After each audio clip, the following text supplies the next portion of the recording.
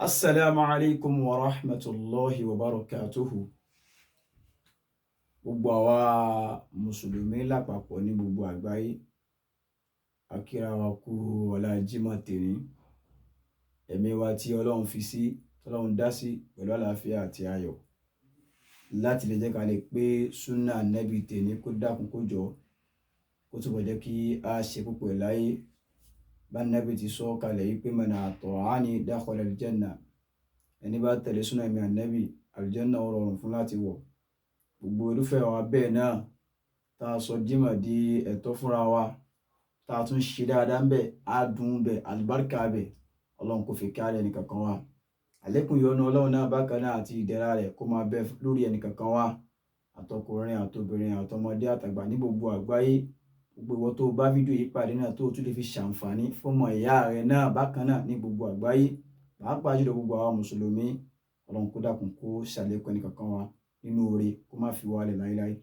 Aṣọ Islam tá a ti gbé wọ̀, Ọlọ́run dákun má jẹ́ ó ya kó lára wa nínú sàárè àti ní gbangba àlìkíyámà. Àsíá Islam Ọlọ́run dákun má kà kú lórí ẹnì kankan wa.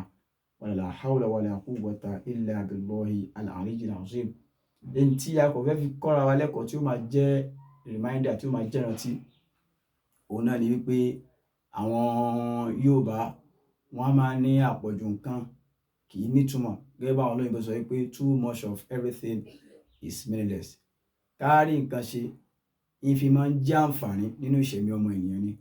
Àmọ́ tó bá tún wá di pé nǹkan tá à ń ṣe ó tún wá ń jẹ́ àpọ̀jù, ì máa fẹ́ jọ bákan. Òun ni pé a rí i pé kéèyàn yá, ọmọ ènìyàn ó yá, àlàáfíà ni. Ní ta fẹ́ kọ́ ra wa lẹ́kọ̀ọ́ nípa ẹ̀ nìyẹn. Mí máa yá, a rí i pé àlàáfíà ni. Tàbá sì wo pé kéèyàn yá nínú ìṣẹ̀mí rẹ̀, ọ̀nà mẹ́ta náà ló pín sí. Àkọ́kọ́, tí ò bá já sí pé ẹni tí ó ti ṣiṣẹ́ àbó ṣe wàhálà kan tó wá rẹ̀ yóò máa yá lóòrèkóòrè. Ẹlẹ́ẹ̀kejì ni pé ẹni tó ti bùkátà pé kó sùn, bí ẹni tó ṣàìsùn àbí àsìkò tó yẹ kó sùn kò sùn, yóò máa yá. Ẹlẹ́ẹ̀kẹta, bóyá ẹni tẹ́bi ń pa, ó depend lórí body system oníkálukú.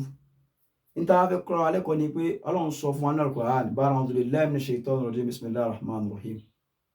Ọlọ́run ní inna shaitana lakum aduwwun fattakhidhuhu aduwwan. Torí gbogbo wa bá ti wà yìí, kò sẹ́ni tó bọ́ lọ́wọ́ ṣaitan àfẹnutọ́lọ́run bá là lọ́wọ́ ṣaitan. Àmọ́ àwọn ìṣe kan wà tó yá sí pé tá a bá fi kọ́ra wa, a máa fúnra wa yọra wa lọ́wọ́ ṣaitan, tá a máa fúnra wa sọ̀ra wa di ọ̀rẹ́ Ọlọ́run.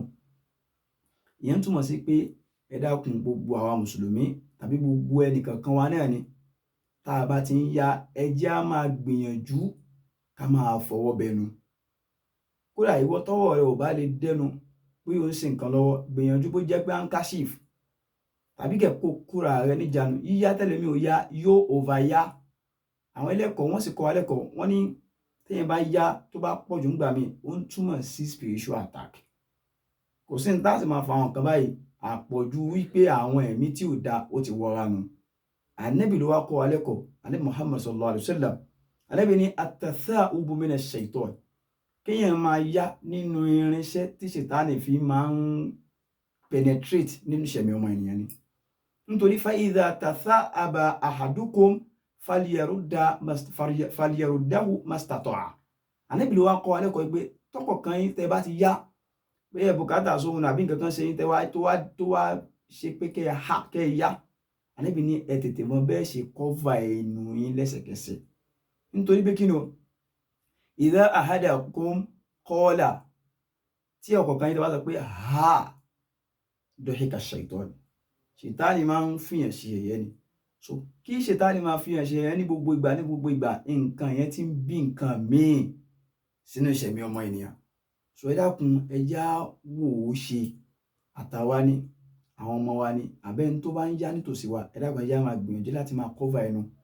Yàtọ̀ sí pípé àlàáfíà wípé àwọn eṣinṣin àbí nǹkan tí ń fò tá a fẹ́ kó máa kó sí wa lẹ́nu, ẹ já mọ̀ yìí pé àwọn ẹ̀mí tí ò dáná wọ́n ń bẹ nídìí ẹ̀.